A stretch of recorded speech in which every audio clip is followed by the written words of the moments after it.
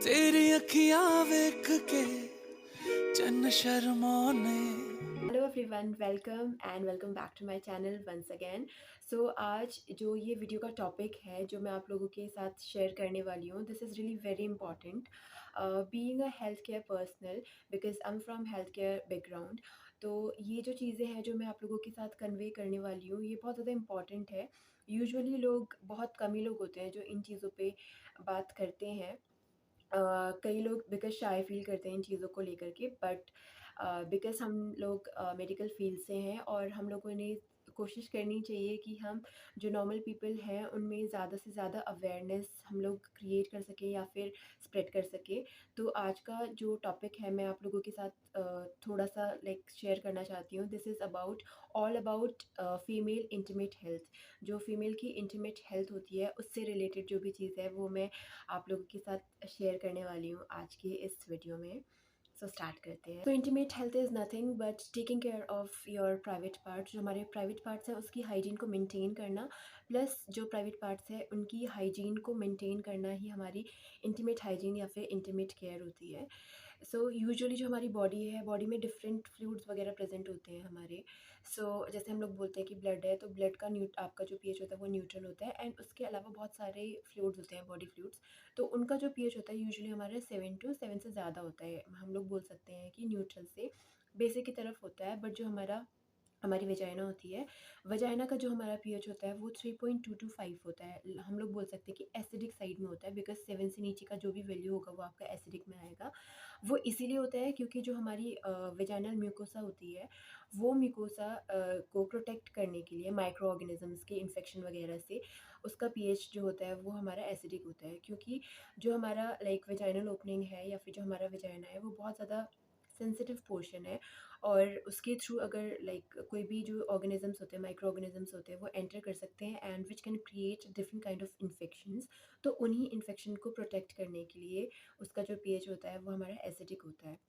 But अगर जो ये हमारा लाइक पीएच है, हमारा जो पीएच है वेजाइना का, अगर वो 3.8 टू 5 ना हो करके पीएच चेंज होता रहता है, तो उसकी वजह से बहुत सारी प्रॉब्लम्स आती है, लाइक इन्फेक्शंस हो सकते हैं। तो वजाइना का पीएच अगर 3.8 टू 5 की रेंज में ना हो करके अगर उससे कम या फिर ज़्यादा होता है, तो उसकी वजह से बहुत सारे इन्फेक्शंस हो सकते हैं।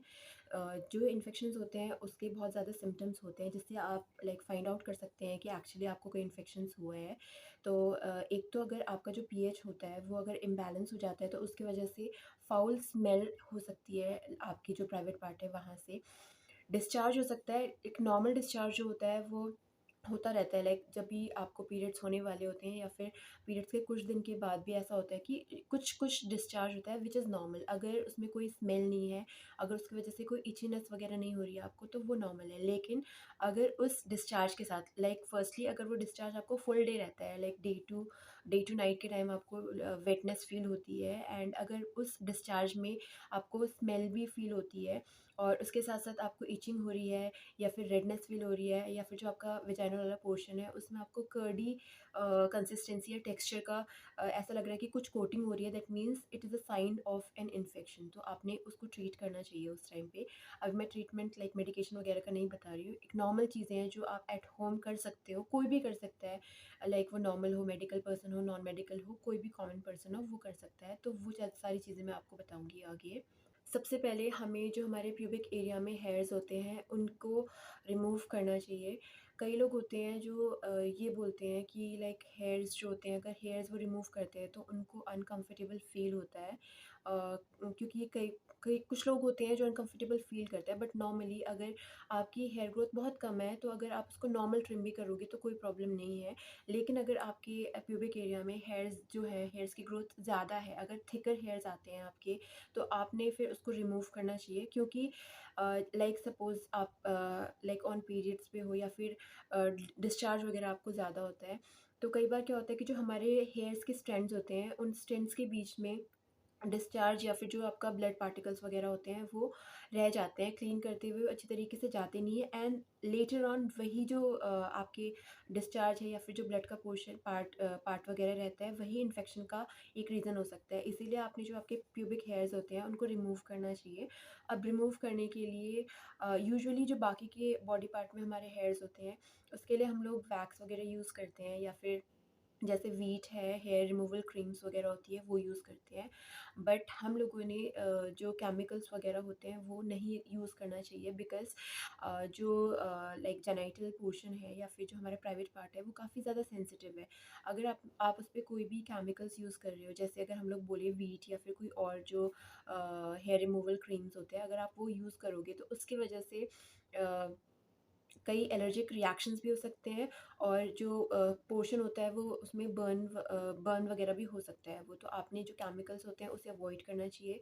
दूसरा, वैक्स नहीं करना चाहिए, बिकॉज अगर आप वैक्स कर रहे हो तो वैक्स करते टाइम स्किन पुल होती है आपकी, तो स्किन पुल होती है, हेयर्स के साथ में स्किन भी पुल होती है, तो वो एरिया इतना ज़्यादा सेंसिटिव होता है तो उसकी वजह से रैशेज़ हो सकते हैं आपको, एंड जो पोर्शन है उसमें स्वेलिंग वगैरह हो सकती है। तो जो सबसे सेफेस्ट तरीका होता है वो है, आप जो ये रेज़र्स होते हैं आप ये रेज़र्स यूज़ कर सकते हो।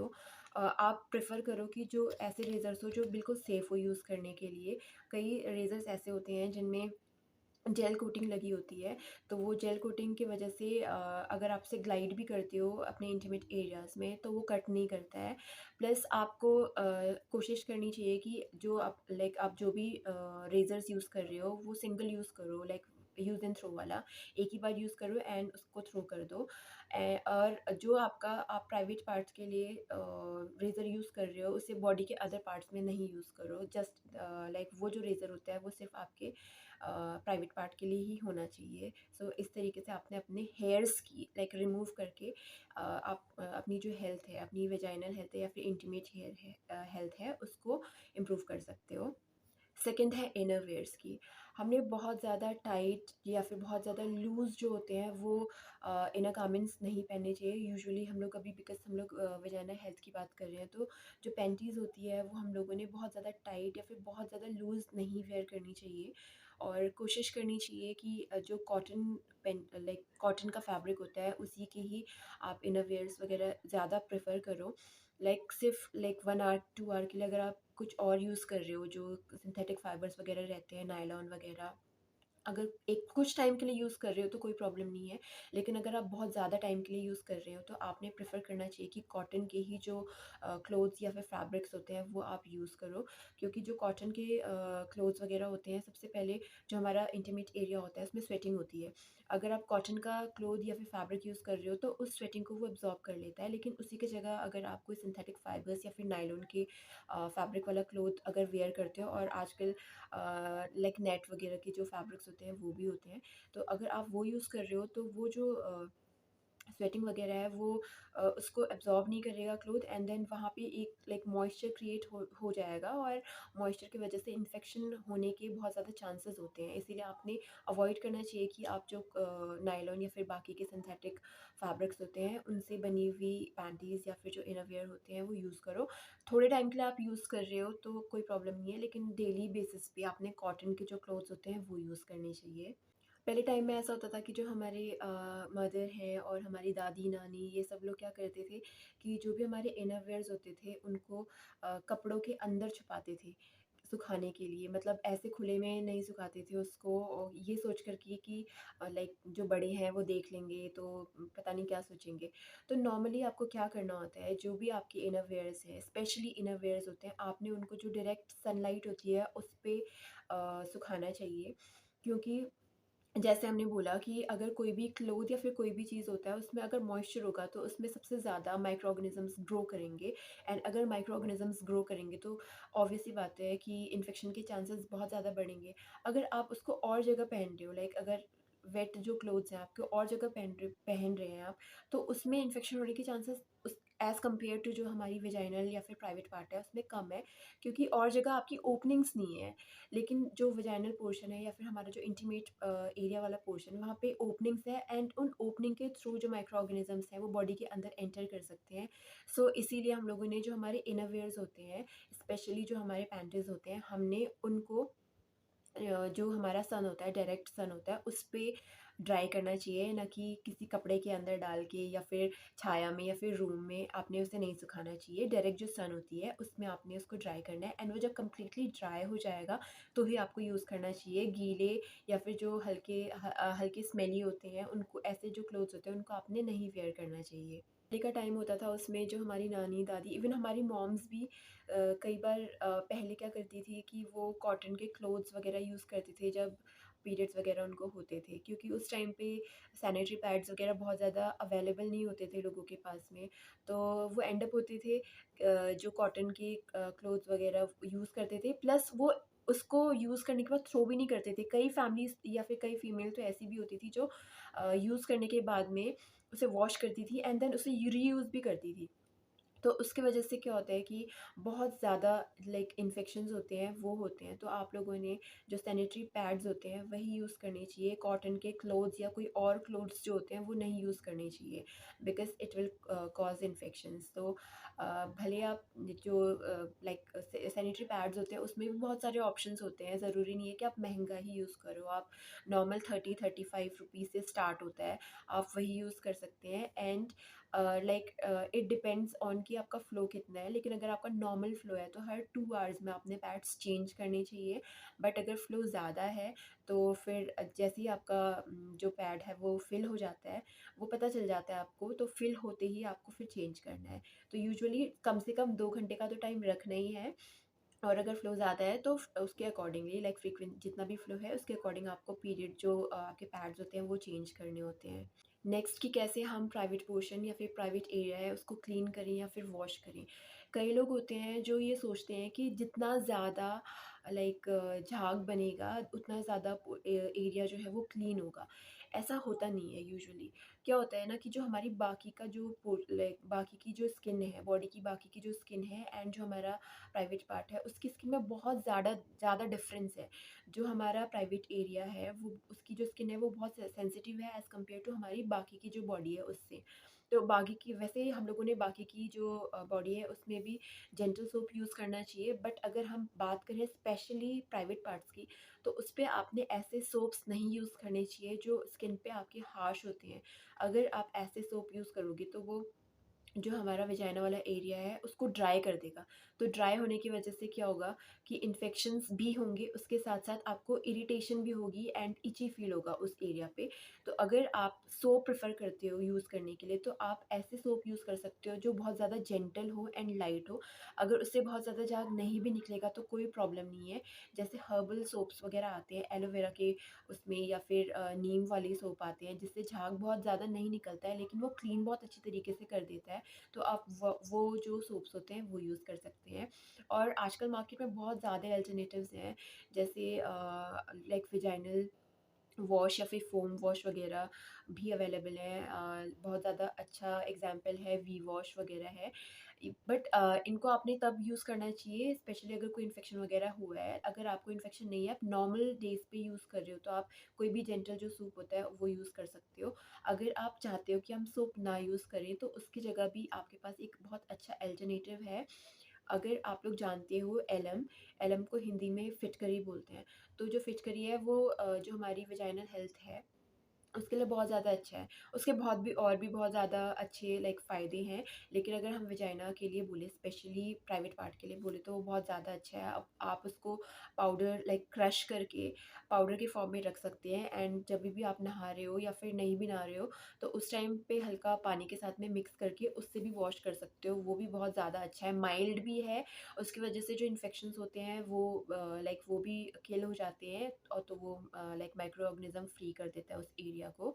एंड उसके अलावा उसके बहुत ज़्यादा और फ़ायदे, वो मैं आपको आगे बताऊंगी कि क्या क्या फ़ायदे हैं उसके। फीमेल्स में बहुत ज़्यादा प्रॉब्लम्स होने का जो सबसे बड़ा रीज़न है, एक वो ये है कि वो पानी बहुत कम पीती हैं। अगर वो अपना लाइक फ्लूइड इंटेक जो है वो धीरे धीरे करके बढ़ा देना, तो आधे से ज़्यादा प्रॉब्लम तो वैसे ही ख़त्म हो जाए।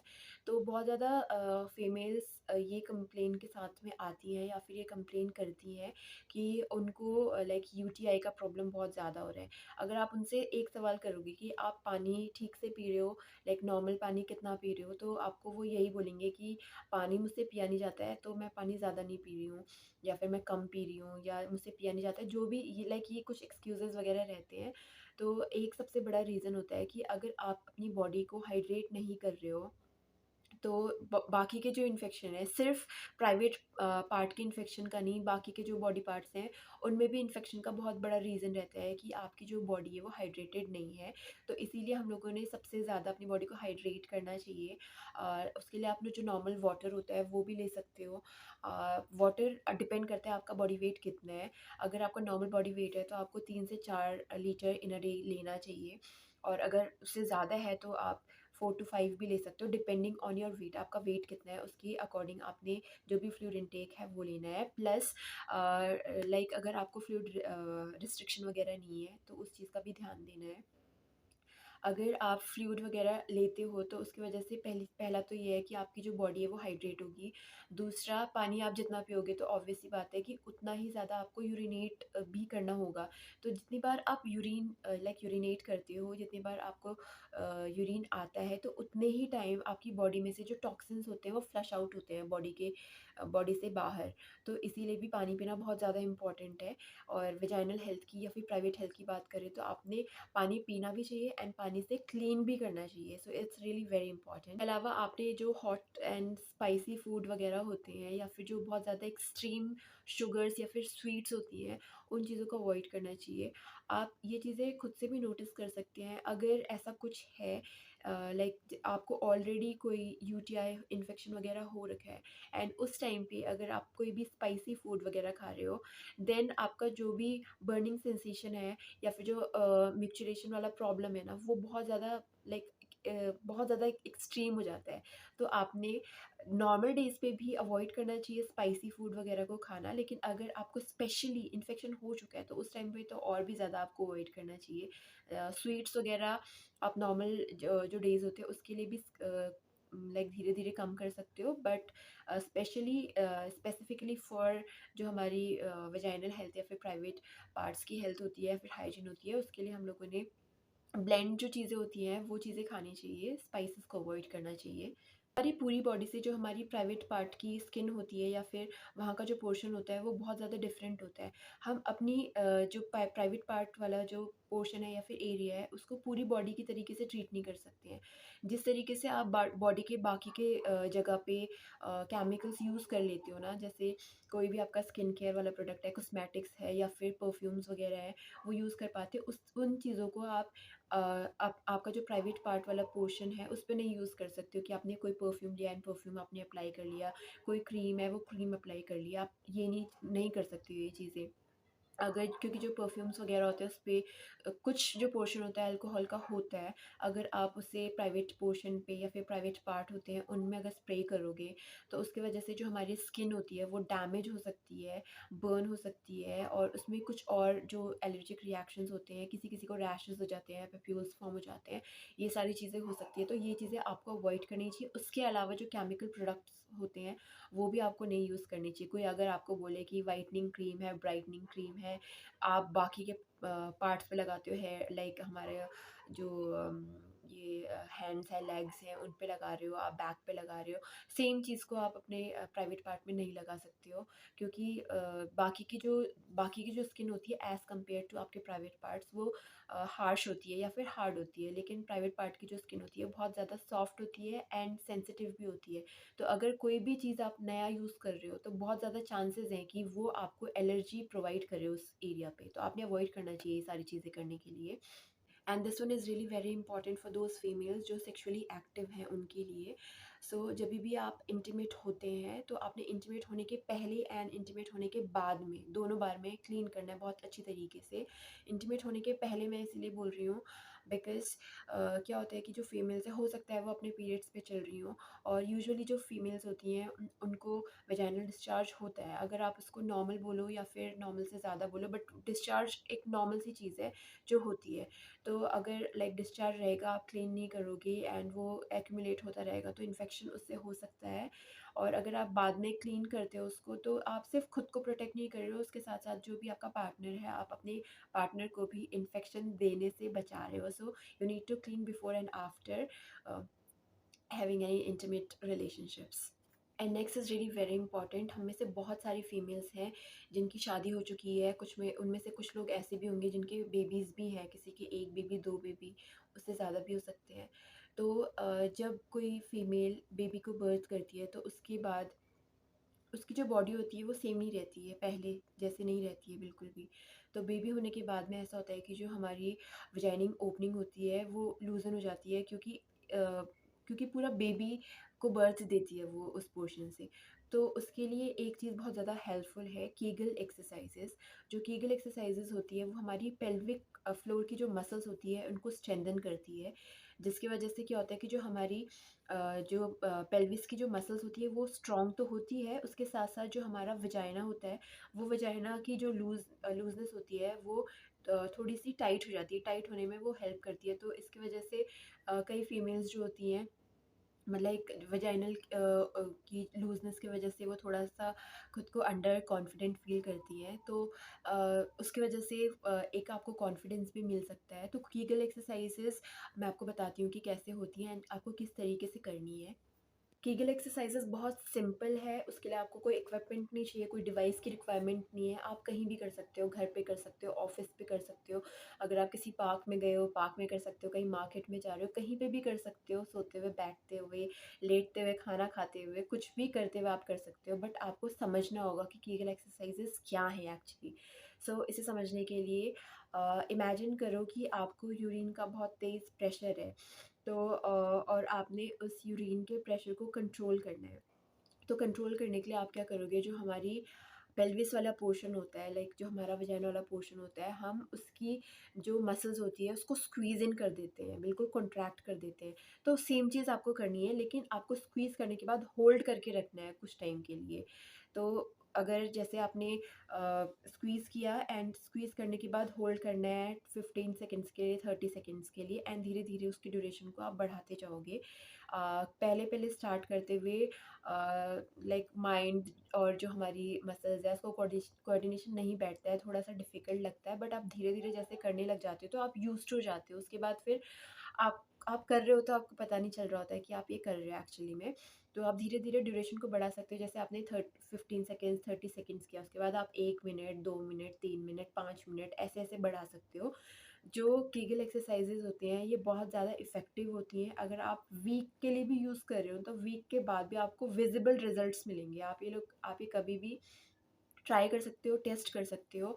जो फीमेल्स लाइक जिनकी बेबी हो चुके हैं वो लोग इनको ट्राई कर सकते हैं, जस्ट इसलिए नहीं कि जो हमारी वजाइना है उसको टाइट करने के लिए, ये जो हमारा पेल्विस है उसको, उसकी जो मसल्स होती है उसको स्ट्रेंथन करती है, एक स्ट्रेंथ प्रोवाइड करती है। So this is really very good exercise, बहुत ज़्यादा अच्छी एक्सरसाइज है, ये करनी चाहिए हम लोगों ने। इससे जो हमारा लाइक डिलीवरी के बाद में यूट्रस प्रोलैप्स वाले जो केसेस होते हैं ना, ये भी अवॉइड होते हैं उससे, तो ये काफ़ी हेल्पफुल है। उसके अलावा बहुत सारे जो हमारी पेल्विस फ्लोर जो मसल्स होती हैं उसको स्ट्रेंथन करने के लिए योगा वगैरह भी होते हैं। वो पर्टिकुलर योगा का नाम मुझे नहीं पता है, आप लोग चेक कर सकते हो, योगा इससे रिलेटेड होते हैं, तो आप उन योगा को भी कर सकते हो। ये सारी चीज़ें बहुत ज़्यादा इफ़ेक्टिव होती है। बीच में एलम वाला डिस्कशन हो रहा था तो मैंने आपको बोला था कि उसका कुछ और यूज़ भी है, वो मैं आपको आगे बताऊँगी। सो एलम जिसे हिंदी में फिटकरी बोलते हैं, मैंने आपको बोला था कि आप उसे वॉश करने के लिए भी यूज़ कर सकते हो, बट उसका एक और बहुत ज़्यादा अच्छा जो लाइक यूज़ है वो ये है कि वो जो हमारी जो वजाइनल ओपनिंग्स वगैरह होती है उसको, जो लूज़ वजाइना होती है उसको टाइटन करने के लिए भी यूज़ करते हैं उसको। तो उसके लिए आप जो एलम होता है उसको डायरेक्टली लाइक वेट करके, जो आपका प्राइवेट पोर्शन है उसको वेट करके, अच्छे अच्छे से क्लीन करके वेट करके, जो एलम है उसको अप्लाई कर सकते हो फॉर 5 to 10 सेकेंड्स के लिए, एंड आपको वैसे ही रखना है। एंड आप इसको हफ्ते तक कर सकते हो, या फिर उसके अलावा अगर आप डायरेक्टली अप्लाई नहीं करें तो आप पाउडर के फॉर्म में रख करके, पाउडर का लाइक पाउडर में पानी को मिक्स करके एक लोशन जैसे सोल्यूशन होता है, सोल्यूशन बना करके भी अप्लाई कर सकते हो, कॉटन को डिप करके कॉटन से भी कर सकते हो। इससे भी जो हमारी जो वजाइना होती है वो श्रिंक होती है, तो लाइक टाइटनेस वाला जो चीज़ होता है वो भी इससे आता है। तो सिर्फ क्लीन या फिर इन्फेक्शन को प्रिवेंट करने के लिए नहीं, बल्कि जो वजाइना है उसकी टाइटनेस में भी ये काफ़ी ज़्यादा हेल्पफुल होता है। एंड मोस्ट इम्पॉर्टेंट थिंग कि आपने बैलेंस्ड डाइट लेनी चाहिए। आपकी जो डाइट है उसमें सब कुछ होना चाहिए, सारी चीज़ें बैलेंस्ड होनी चाहिए, एंड जिन जिन न्यूट्रिएंट्स की बॉडी को रिक्वायरमेंट होती है वो सारे न्यूट्रिएंट्स आपको लेने चाहिए प्रॉपर तरीके से। ऐसे नहीं कि आप कोई चीज़ें जो है कोई चीज़ें बहुत एक्सट्रीम में ले लो एंड कोई चीज़ बिल्कुल भी ना लो।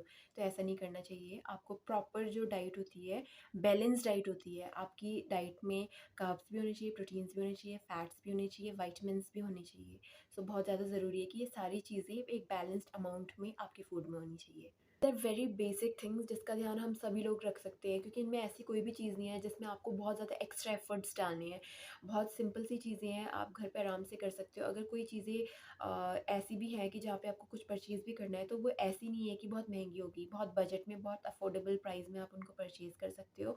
और अगर परचेज़ नहीं भी कर सकते हो तो उनकी आपके पास अल्टरनेटिव है, जहाँ पे आप जो लाइक हमारे नेचुरल चीज़ें होती है उनको भी यूज़ करके आप अच्छी तरीके से कर सकते हो। एंड एक्सरसाइज का तो कोई भी पैसा नहीं देना है आपको, आप आराम से कभी भी कर सकते हो। उसका कोई कुछ इक्विपमेंट नहीं लगना है, ना ही उसके पैसे लगने हैं, लेकिन उसके फ़ायदे बहुत ज़्यादा अच्छी तरीके से आप ले सकते हो। सो इस वीडियो के लिए इतना ही। आई होप ये वीडियो आप लोगों को के लिए काफ़ी ज़्यादा इन्फॉर्मेटिव हुई होगी, डेफिनेटली हुई होगी। एंड आप ये सारी जो चीज़ें हैं इनको ध्यान में रखते हुए अपनी लाइक जो भी आपका रूटीन है उसमें फॉलो कर सकते हैं। आपको डेफ जो भी अच्छे पॉजिटिव रिजल्ट्स होते हैं वो मिलेंगे। एंड आई होप ये वीडियो आप लोगों को अच्छी लगी होगी। अगर आपको वीडियो अच्छी लगती है तो आप मेरी वीडियो को लाइक कर सकते हैं, सब्सक्राइब कर सकते हैं मेरे चैनल को, एंड शेयर कर सकते हैं इफ़ आप चाहते हो कि मैं किसी चीज़ के बारे में या फिर कोई पर्टिकुलर टॉपिक है जिस पे आप चाहते हैं कि मैं आप लोगों को कुछ शेयर करूँ, अपनी जो भी चीज़ें हैं वो शेयर करूँ एंड एक अवेयरनेस क्रिएट करने की कोशिश करूँ। एंड ऐसी बहुत सारी जो वीडियोज़ हैं सिर्फ like not related to health, other जो चीज़ें होती हैं वो उससे रिलेटेड कंटेंट भी मैं बनाती हूँ। सो बाकी की सारी चीज़ों के लिए प्लीज़ कनेक्टेड रहिए and take care, bye bye.